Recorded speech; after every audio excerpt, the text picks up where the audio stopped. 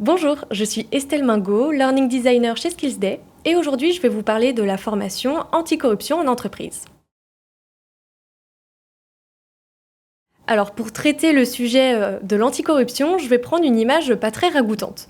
Mais imaginez un verre qui s'introduit dans un fruit, le grignote petit à petit et le pourrit de l'intérieur. Eh bien la corruption c'est exactement pareil.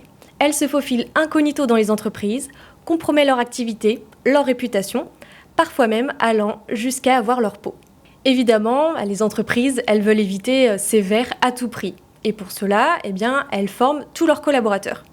Et nous, notre mission, c'est de réussir à former ce public très large, tout en faisant en sorte qu'il passe un bon moment.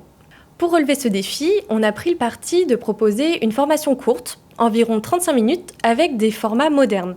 Donc des vidéos, des audios, des mises en situation, afin de pouvoir engager au maximum les collaborateurs.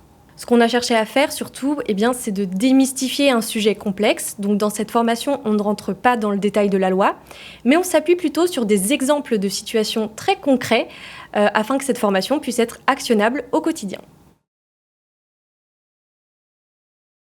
Alors pour le contenu descendant, c'est-à-dire pour transmettre la théorie, on a une activité qui se déroule en deux temps. On a d'abord un audio qui explique un contexte, donc par exemple un cas de trafic d'influence, et ensuite on demande à l'apprenant ce qu'il ferait dans cette situation.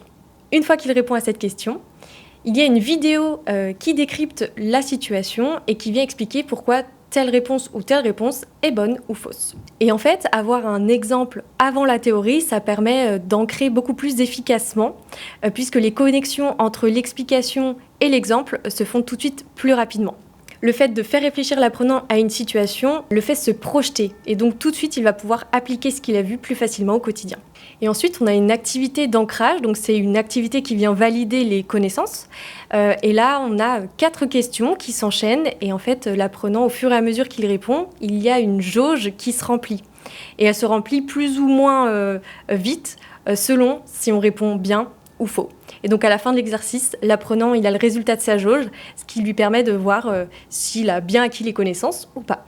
Former à l'anticorruption chez Skillsday, c'est choisir une approche opérationnelle de la lutte anticorruption et s'assurer que vos collaborateurs adoptent les bons réflexes.